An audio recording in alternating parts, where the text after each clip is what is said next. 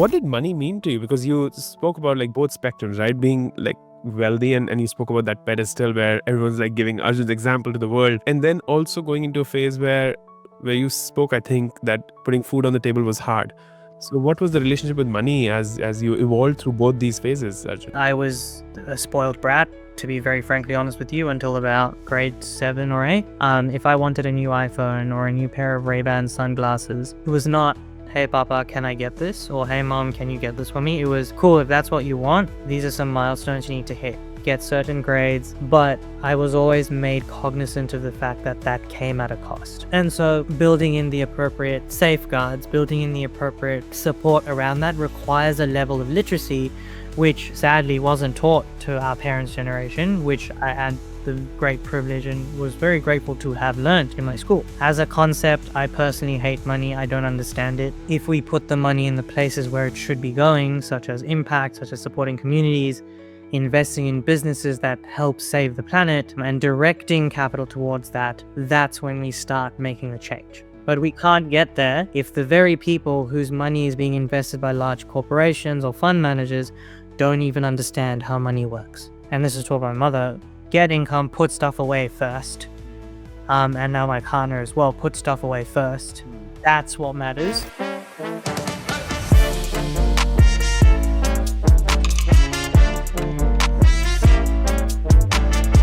Welcome to another episode of the Ignited Neurons podcast. This is the first time in about 18 episodes that we will today talk about money. And we'll talk about money in fascinating ways because I've heard Arjun's TEDx talk, and I think I relate to a lot of beliefs and myths that I've also grown up with around money.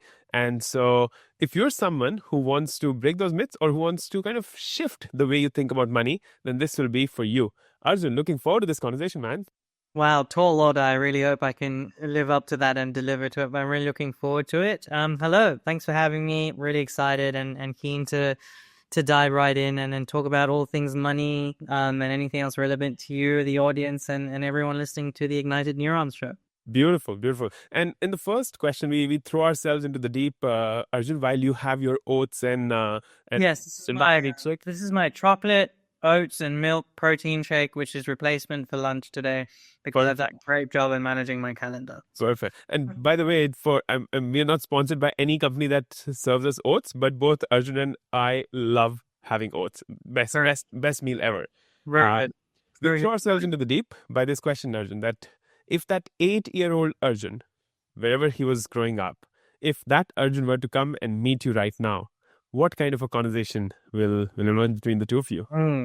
That's a deep one, and I know I've been pondering this ever since you put that in my head, so much. Oh my God! I think primary of which to that 8-year-old Arjun, I'd just be like, the world's gonna throw things at you, and the best way to prepare for them is to realize that any semblance of what life should look like or should be or is meant to look like that you've heard of from other people is not a template or a tracing paper of what your life should look like or needs to look like. And taking that pressure off yourself on my life needs to look a certain way by a certain time in a certain phase, in a certain country, I think is something I'd tell 8-year-old Arjun. I probably couldn't use all those words because I'm not sure how much of that vocabulary would go into him.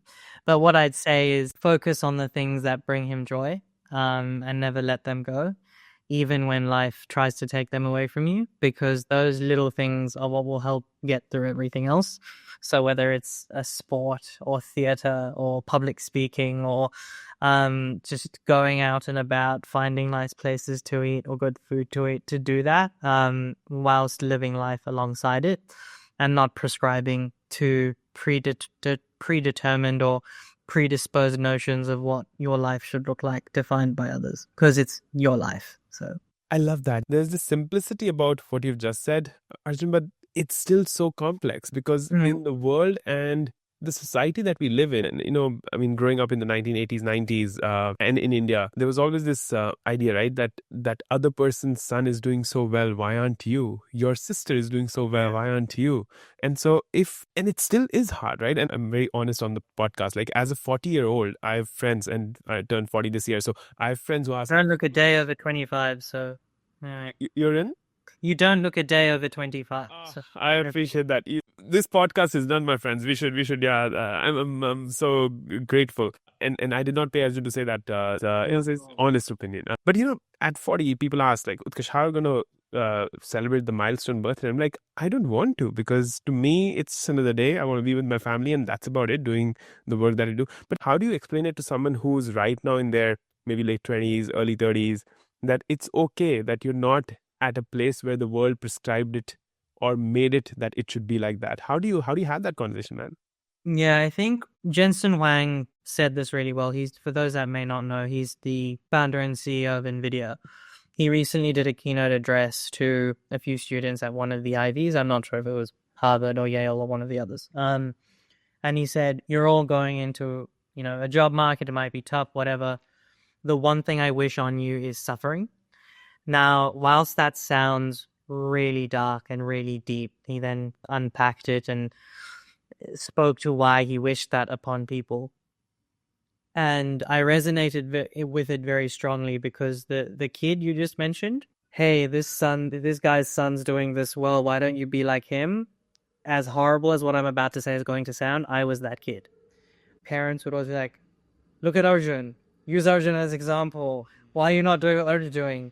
And that, which I've only now realized, put inherent pressure on me to always be at the top of my game no matter what I did. I was known in school my parents were known as Arjun's parents. They were not known as, this is Mr. Agarwal or this is Mrs. Agarwal. They were known as my parents for that reason. And it was that exemplified, I guess, pedestal that I was unwillingly and unwantingly put on that I needed to then maintain. Now, I could have lived in that bubble, and I think my parents did a great job at this, of training me to think and live outside of that bubble, because all the work I did from a very young age, I was very fortunate to have had a privileged upbringing, which is why I was able to do these things and perform, etc. I didn't have to worry about things that others may have to have had worried about, and I recognize that privilege. But I was also always picked up and dropped outside of that bubble to go see what the real world was like. And so a lot of my time in South Africa when I grew up was dedicated towards giving back to the community. That was driven by my parents. I'm very grateful for that. But it was also driven by me wanting to do better. It never sat well with me that everyone around me didn't have access to the same things I had access to. And so that's what I dedicated my time to doing. However, life was fine. Now there was this huge shock and trigger warning for those listening, where I lost my father in 2017, and the 5 years leading up to that, our family had undergone a complete 360, 180 revolution of being one of the most privileged and well-recognized families in the country to a family that could probably barely put food on the table. And that suffering, whilst very real, also taught myself, my family, my mother, very real lessons about how the world really works. And what that enabled me to do, and the lens I look at it from today, is I'd had the ability to have lived on both ends of the wealth spectrum, and that's taught me more than having stayed on one end would have taught me. Now, coming back to Jensen Huang, that suffering he wishes, I do not wish this suffering on anyone. Those that are aware of the story may have heard of it here or there. My father was one of South Africa's leading entrepreneurs, pharmaceuticals, did really well for himself whilst trying to make a difference, investing ethically and making change. Lost his entire life savings as he was taken advantage of, and in the hundreds of millions, and 5 years later lost his life. So not knowing how and where to invest cost us everything. As a young person, I know how to take care of mom, found myself in the same position. And I knew that I just cannot let any other family go through this ever again, which is what I've been working on to bring it on to life and where it is at today. Now, that came from that suffering. Everyone's suffering is different, but challenging where you come from, the stance you're in, and the bubble we all find ourselves in becomes so important, because it takes you out of your comfort zone and puts you in a place so uncomfortable, filled with so much discomfort that you have no option other than to grow, other than to move forward. The Rock said this nicely the one time. He said, when life has you up against a wall, the only way out is forward. And so all of these analogies that I'm throwing are things that when I heard, I felt like, especially when my father passed, everyone's like, it's going to be okay, you'll be fine. Words don't help, especially when you're going through a lot. But when you're in that rut, when you're in that suffering, when you're in that point where you feel like there is no point of return, there are two ways to look at it. Rafiki said this really well. When life gives you a lesson, you can either run from it or you can learn from it. And as a kid growing up in South Africa, of course, I watched The Lion King, and Simba was like my icon. Yeah. And that's so true. Because the perspective, the mindset you look at it from gets you through that suffering as a learning experience instead of a, oh my God, what's life doing to me?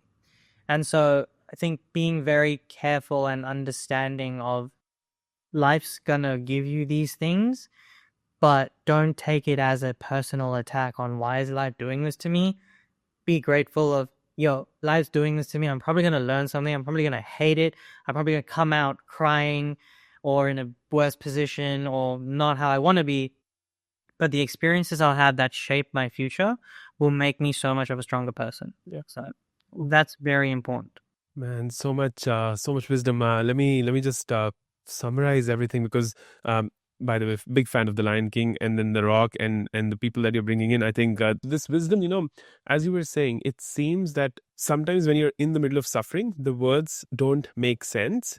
But I think just my recommendation is, and I'd love for you to add to that, Arjun, is that whoever is listening to this right now and can take away some words that you and I have spoken and would be of value to them, they should put them around themselves, because then this comes from first-hand experience.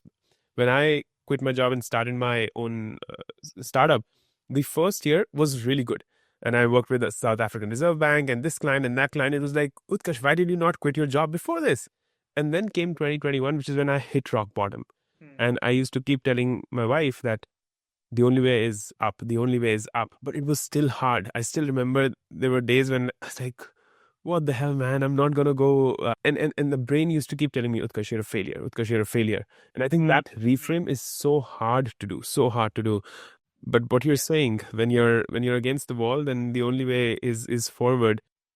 Literally. And I think that's so important. Like, keeping that positive reinforcement around you is important. It can get a bit much sometimes. Sometimes you just literally need to sit on your couch and cry, or take acknowledgement of your situations, punch a pillow if you have to, scream if you need to into the pillow. These are all things I've done, by the way. So if anyone does do them, please don't be ashamed of it.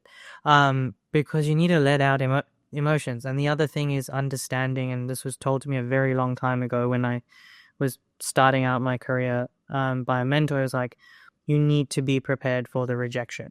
And I think Jensen Huang alluded to that as well. It's like, it's not about succeeding all the time. It's not about being the top achiever all the time. It's about being able...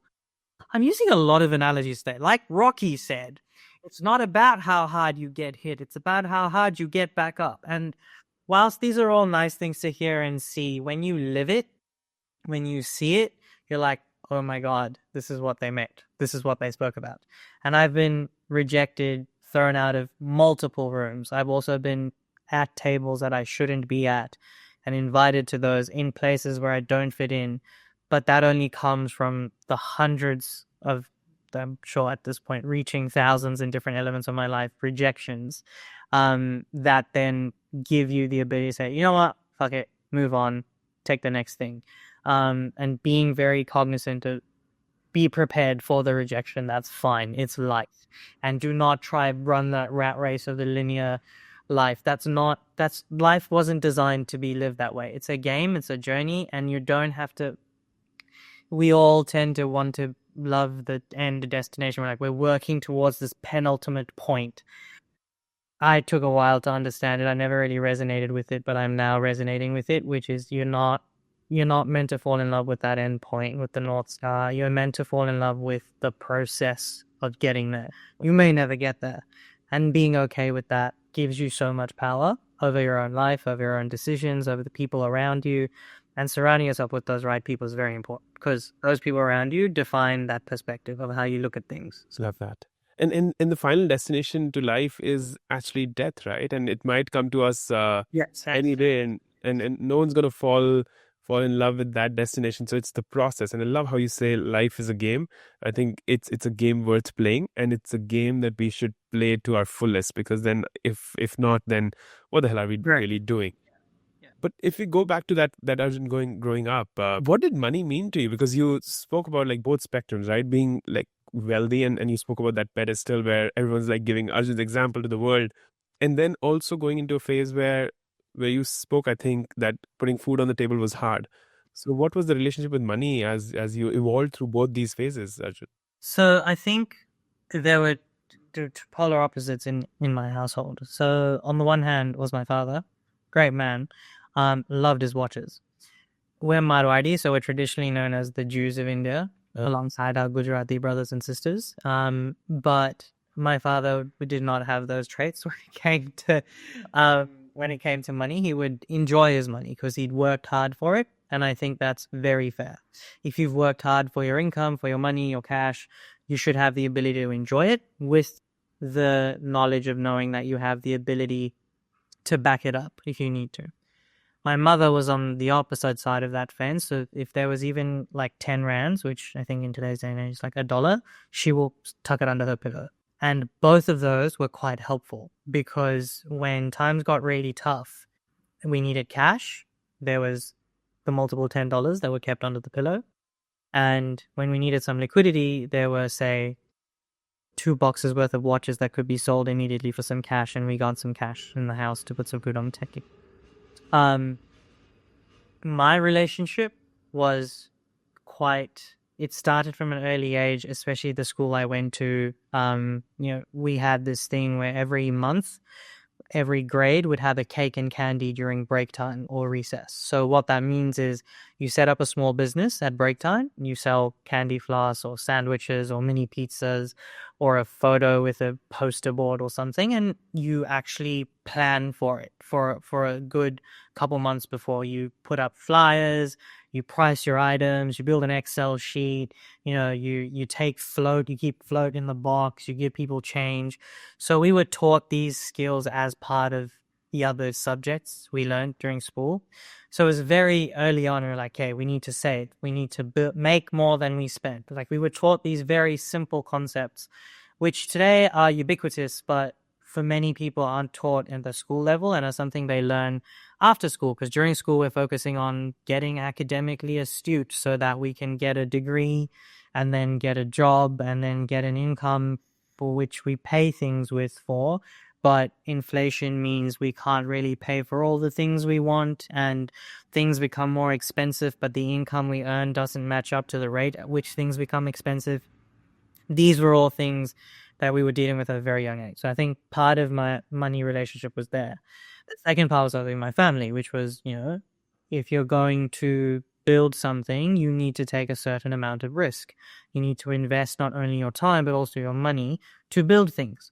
But at the same time, those risks need to be very calculated, which was both the yin and the yang of my mother and father working together of, yeah, you've got to take the risk, you've got to put the money, but you only do it if you have the ability to back that risk twofold or threefold. And so I guess I've taken the best of both worlds. In that, I was a spoiled brat, to be very frankly honest with you, until about grade 7 or 8. It wasn't that I had a silver spoon or I would get anything I wanted. Even then, say I wanted something, and this is going to sound preposterously materialistic, but forgive the 8-year-old, 13-year-old Arj. If I wanted a new iPhone or a new pair of Ray-Ban sunglasses, it was not, hey, Papa, can I get this? Or, hey, Mom, can you get this for me? It was, cool, if that's what you want, these are some milestones you need to hit. Get certain grades. We had this thing called a white blazer in my school, which was you had to earn honors colors, like badges for 4 distinct, you call them, practices like academics, public speaking, theater, service, etc. And if I hit those, I would then have a reward. So it was always put in effort to receive a reward instead of just get stuff because you're rich. Sure, I had a great lifestyle at the time. Like we had a lovely home, fancy cars, whatever, people supporting in the house. but I was always made cognizant of the fact that that came at a cost. It was not just given. And that came from the fact that my parents built everything up from scratch. They never got a handout. Their parents had done stuff too, but it wasn't a blanket sort of, we come from money and so you have money and so you must spend, save, behave, and act a certain way. And then there was a shift in my relationship when I saw what happened with my father, which is him blatantly being taken advantage of and losing his entire life savings whilst trying to make an investment. And I unpacked, I was quite young at the time, but I needed to unpack what had happened. And at its core was a lack of financial literacy. A lot of decisions that were made in the olden days in terms of business being if a handshake deal, or trust, whatever that means, etc., which then lead to repercussions if you haven't discussed what happens if something goes bad, if you haven't discussed what happens if something's not on paper, what happens if there's an external market shock. This was also during the 2008 financial crisis. And so building in the appropriate safeguards, building in the appropriate support around that requires a level of literacy, which sadly wasn't taught to our parents' generation, which I had the great privilege and was very grateful to have learned in my school. And then I started thinking about it. I was like, okay, well, is this only a business family thing? And started realizing it might be. Then it kind of snowballed into having conversations with other people. And even at school, like we'd spend time learning about Pythagoras instead of learning about how to file our taxes. We'd get our first paycheck, we'd see the money we'd earn, but then we'd see this very large sum that would go away. And you're like, where did that go? Why did that go? I worked hard for that money. And you're like, oh, it's actually tax you need to pay. So these were very, very simple things which I'd heard of in the household, but again, never knew how to apply in the real world because of the position we came from. So after we'd lost everything, and literally when I say put food on the table, my father was out doing sales every day, door to door, to put dinner on the table from having chefs cook food for us every night. So that's just kind of how it went. And that taught me the resilience factor of, and even at that point, he was very focused on his way home. If he found someone that was homeless or needed food or support, he would buy them a loaf of bread and a bottle of milk to make sure they wouldn't go to bed hungry. And that was putting them first before us as a family. And that is the spirit of service that my entire family sort of employs, which is why we do what we do. And so seeing that taught me the resilience that even once we failed, I still remember his words. He was like, it's just money. We worked hard the first time, we made it, we'll work hard again and we'll get it again. And we did that's sort of the route we took. But that takes a lot of emotional, mental, physical strain, and that is kind of what showed up in the end. So I think once we'd lost everything, my relationship became very focused on understanding money, because I was like, what is this thing that screws everyone over? Because I started realizing we weren't the only people this affected. How does it actually work? Where did it come from? As a concept, I personally hate money. I don't understand it, because I say I don't understand it by conceptual level of why we need it as a society. We will probably, I don't think the world is ready for that conversation yet. We'll probably get to that point at some point in the future. But I started reading about the history of money. Where did it come from? How did it start? The barter system. Why does the banking system work the way it does? What is credit? What happened in the 2008 financial crisis? What are investments? How should you save? How much do you save? What is your retirement? Concepts that we leave to our parents or leave till we're older, which we should actually be employing in our lives as early as possible, because it is currency. I was able to meet Sam Altman when he was in Melbourne a year or two ago, had a brief conversation, and I was like, yo, basically you've built this system which means everyone can be wealthy because you've given them the tool to do that.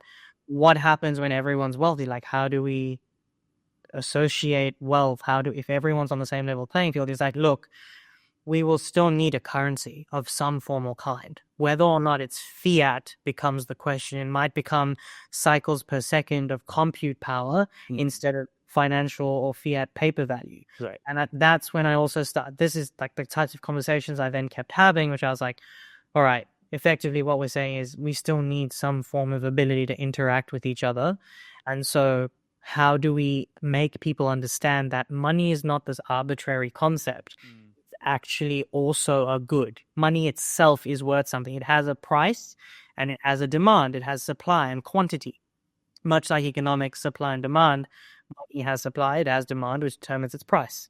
But we're always taught of money as this thing, it's in the ethers, and it's fugazi, like they did in Wall Street, which it is in some instances. But if you understand it at its depth, which is what I dedicated my life to doing, you then understand, there's cash, there's money, it's worth something, it's put somewhere, it's then multiplied in these various ways. They are different asset classes, it's invested, it's stored, it's provided as debt, there's interest rates, and then there's complicated things that get built on it. So then my relationship shifted to understanding the whole concept, understanding how it works and how the global economy and the world literally goes around because of money.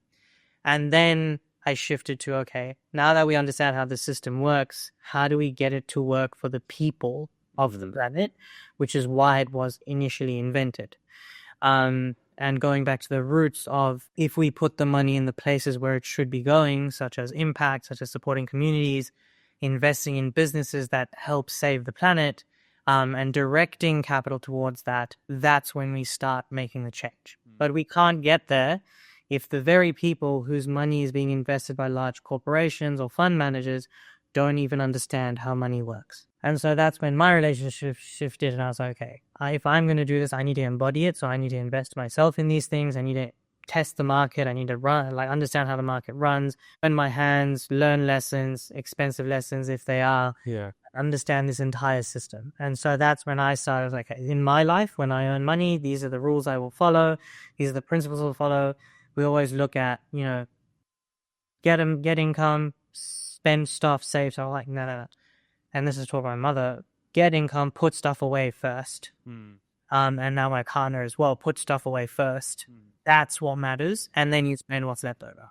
And having these women are amazing at money, but just FYI, for all those I think they're finance bros, I hate all of them categorically, and they know that. If you need to understand money, go to an Indian woman. Just ask. They haven't done a course on it. They may not have done all the research. They will teach you how money works and how you should work with it without any of that, because they understand the intrinsic value that it brings to your life. Anyway, I'm going on a tangent, but as that shifted, it shifted to one of, this thing exists and I had a lot of it, to I don't have a lot of it, which means I can't do a lot of shit. So what the fuck even is this thing? And that curiosity basically led me to say, okay, now I need to build a better relationship. I need to understand it. And before I do any of that, I need to learn about how to talk about it. Because around the world, money is a taboo topic. Yeah. Because we don't like talking about it. We feel uncomfortable. It's not because it's a taboo topic. It's because we do not know how to talk about it, which is what a lot of my work has been focused. I love that, and I agree how it is a taboo topic, and I agree how and how you're sharing how the relationship with money has evolved. But I'm seeing this in you, that you were open to having a new relationship, right? You're open to learning more about it. You were open to understanding the history, the current, the future of money, right? But if we were to simplify it, and I love this challenge that I throw to myself and to the guest often, if there's someone who's in their 20s, they're starting to earn money, or someone who's in 30s and feeling that, oh, I've been slogging 9 to 5, making ends meet, but I still fear money, and especially growing up in India, my mom, I think, or maybe my dad, someone used to, either of them used to say that paisa translates into that money is dirt in your hand. And I completely disagree with that, because I think if I would want my hands to be dirty if that's the case. But if you were to simplify it for someone who's listening to us, how should they evolve their relationship with money? Or what, according to Arjun, is the right relationship to have with money? What would that be?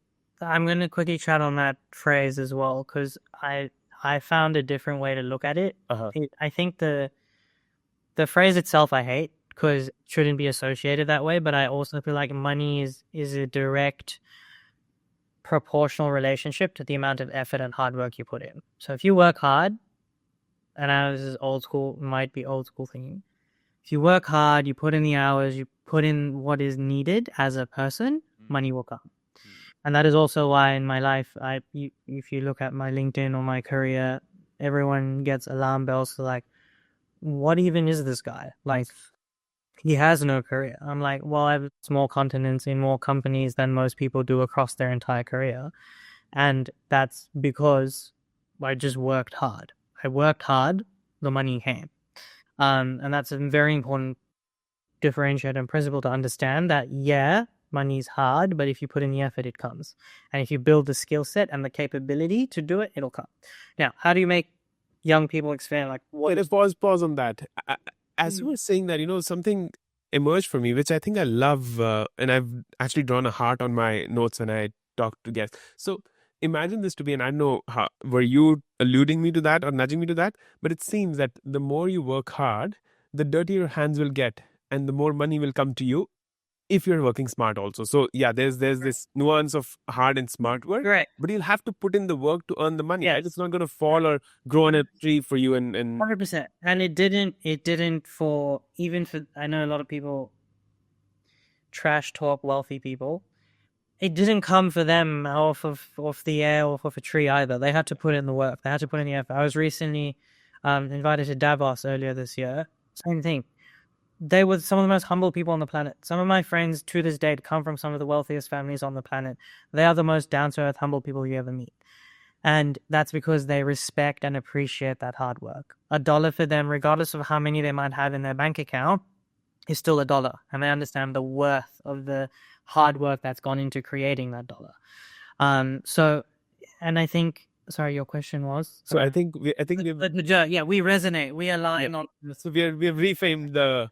Correct. Exactly. So my mom and dad, they might have heard it from a previous generation, but that generation might have been, granddad would have been a farmer maybe. And he said to his her, you get your hands dirty, you get money. And that's what the relationship was. So this is insightful. I'm excited. It's just true. It's maths. At the end, it's all maths. Exactly. And I think to help people with the first thing, A, is to acknowledge that you don't really know a lot about money, and then separate the fear of the knowledge you don't have from, okay, it's nothing to be afraid of. It's just something I don't know, and I can spend time learning about it. And seeking out the support. It's not too dissimilar to mental health or to physical health. Mental health care for a very long time was an awareness thing. You need to talk about it. But now you do things about it. Similar to that, your financial health is part of your overall well-being. And not knowing about it is not something you should fear. It's something you should welcome with open arms. Say, okay, I don't know what I'm doing. I need some help. And then you go find help.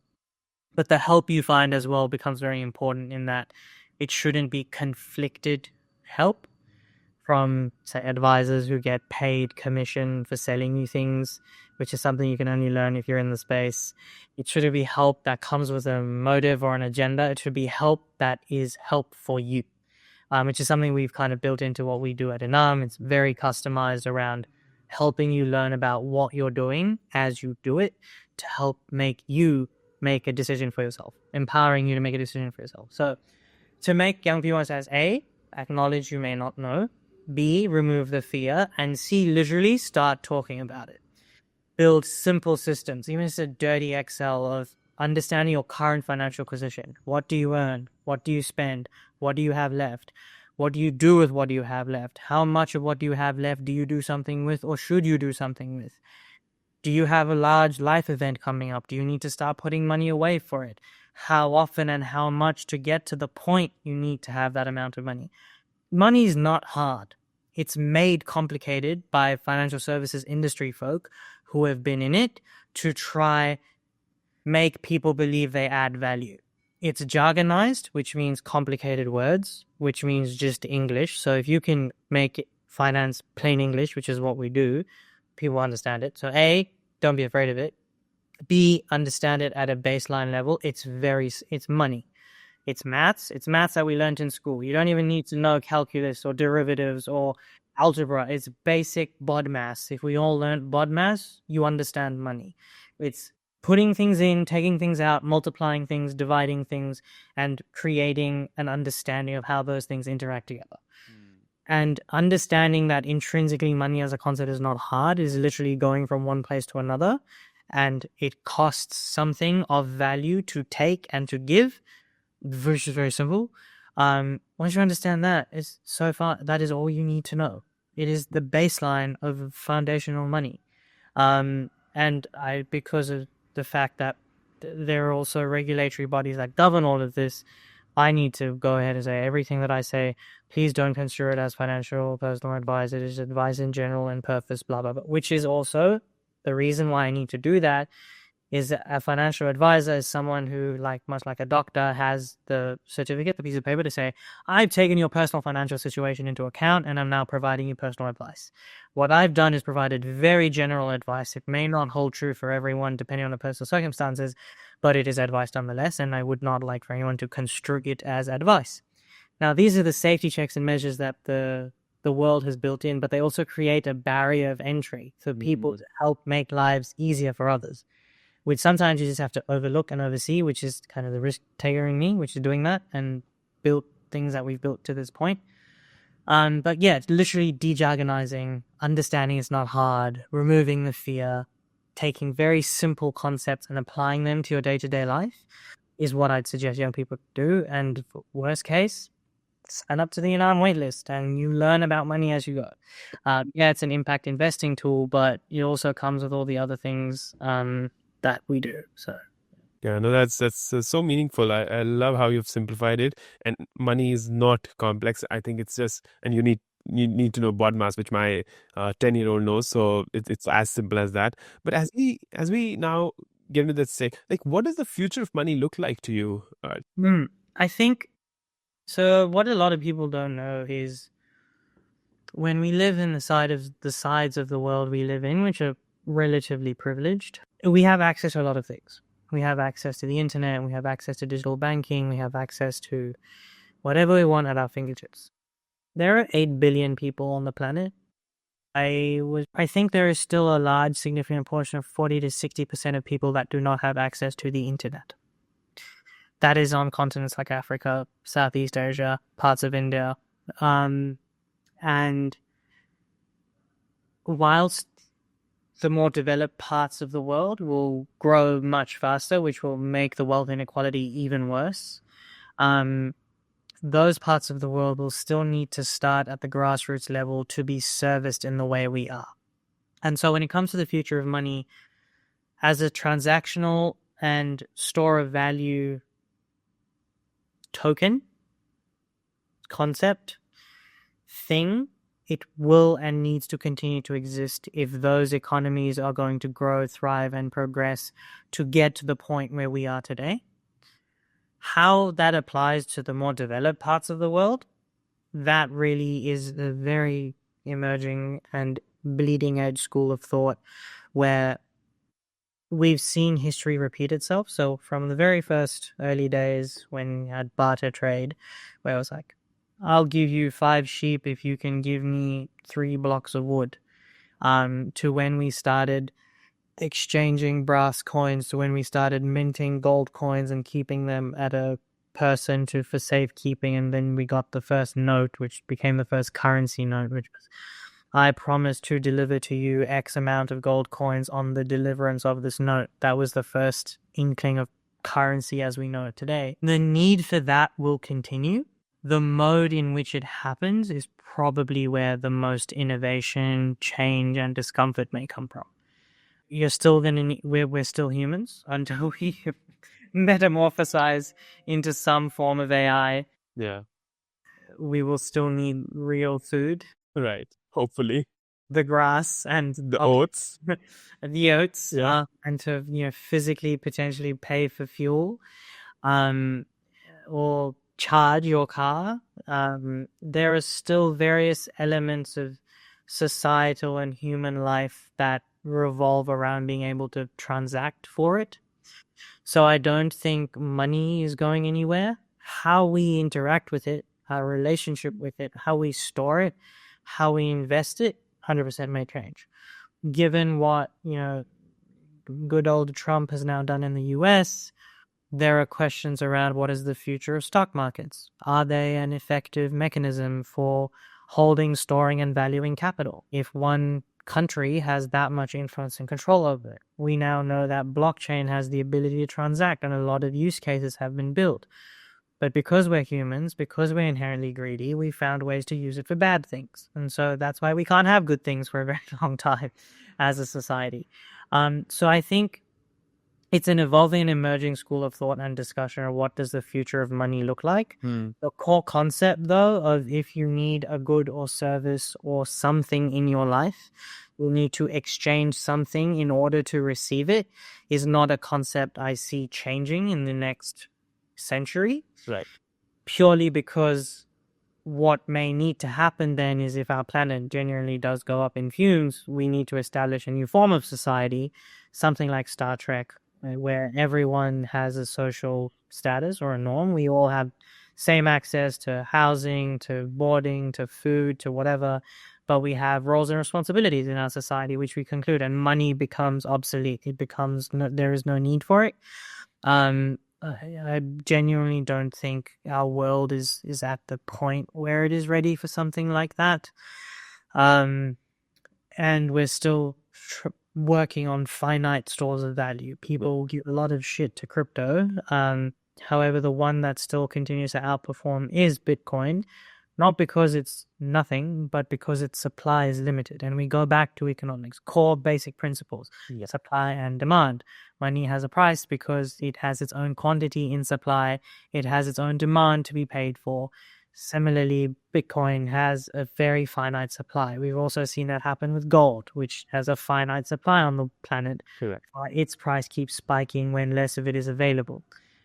So I think needing to exchange X for Y for a certain amount will continue to prevail until we as a society decide, actually, we don't need this thing anymore, and we're all happy being equally wealthy in ways in which we just define or decide wealth to be, which is not something I see changing. I don't think so. That'll be utopia. But I think what's really fascinating is, and it almost like makes me compare like how AI is a bus that's changing technology and changing the way we operate, right?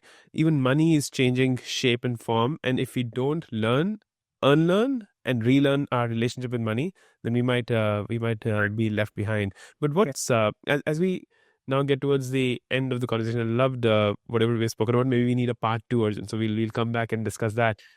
But if now we go a few decades forward, if we go and meet that 80-year-old Arjun, who's looking as young as he's right now, no gray hair, and he's figured life out. Yep. If that 80-year-old Arjun were to come to you right now and give you like one piece of advice, what do you think? What do you think he'll say to you? The 80-year-old came to me and gave me some advice. It's paradoxical for me because there is something I want 80-year-old Arjun to have achieved, to be able to have come back to me and said it. But I also want to hold true to my lifelong kind of role model, which is Steve Jobs, and that his recent concept around the courage to be disliked and focusing on the work and, all those things, but also certain life changes that have happened in my life. I think I'd say to the advice 80-year-old Arjun would come back and give me today would probably be, don't think you need to change the world at the cost of those around you, because what's the point of living in that kind of world where you don't have them around you anymore? It's a conflict I've operated with, Arjun, and I love this idea that Steve Jobs says, right? Putting a dent in the universe. Correct. That is literally my life motto. Yeah, same here, man. And I used to speak to a mentor. This was several years ago, and that person, highly accomplished, but spent like one day a month with their family. And they were putting the dent in the universe, and they've put that dent in the universe. And I used to keep challenging them that I want to put the dent in the universe while I be with my family, while I have friends, while I have relationships. And I'm now, again, at 40, finding it, the pace of achieving that dent in the universe will be different from how Steve Jobs did it or how somebody else did it. But maybe we have our own unique dent in the universe.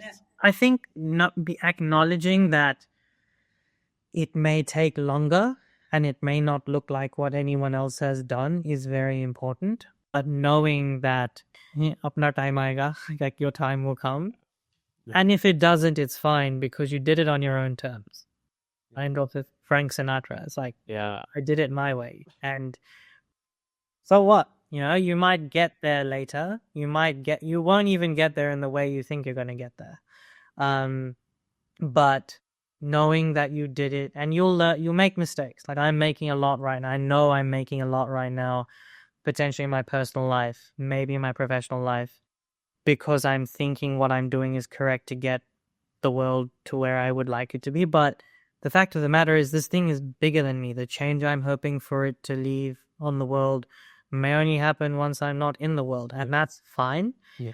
Being very comfortable with that is what takes the courage and what takes the heart, because everyone around you, society again, even in the startup space or it's a career, will make you feel like, why isn't this thing out yet? You've been spending so much time on it. Leave your job. Why do you still have a job? Build the thing. Just focus on goal.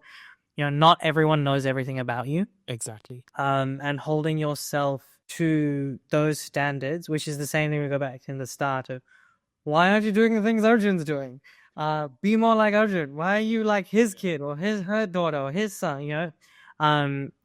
Putting that pressure on yourself, I think is a disservice to yourself. I've struggled with this. I do it. I see a bunch of my friends. They do very well. Their startups might be ahead of mine. Their professional careers may be ahead of mine, and I'm not there. I know if I made different choices, I would be 10x ahead or in front or behind, whatever the case might be. We don't really know where I could have been, but making peace with the fact that I know and have conviction in what I'm doing right now and take me. It could be a springboard. It could be, I'm like, I tell this to everyone. I started at -40 or -20 behind the starting line because of the situation I was in after my father passed. And everyone started at 0 or, and everyone's start of the start line is very different. The finish line ultimately is the same. So I think just recognizing that you don't need to behold to what the world is going to tell you need to behold to, and being comfortable with it is probably the hardest part of this. You will lose people along the way. You will lose parts of yourself along the way. You will build new things. You will find new people.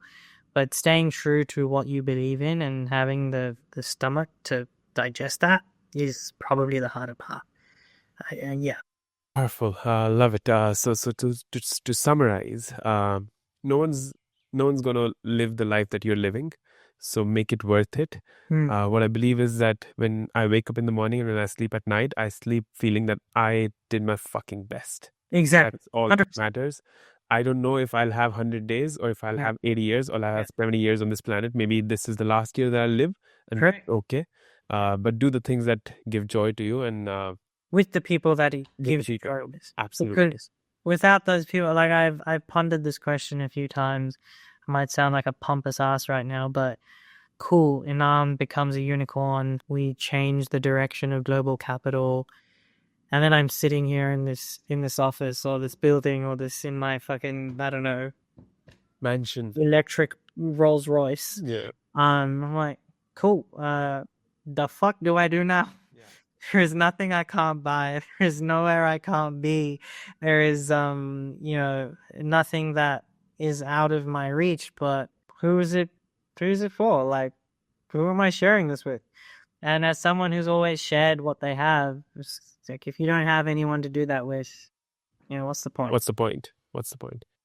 Beautiful. So I hope the conversation to our listeners added value. If you're listening to this on a podcast platform, leave a comment, share it with someone who might enjoy this. And if you're on YouTube, then like, share, and subscribe, because we want to make these real conversations go viral. And this is Arjun and Utkarsh signing off.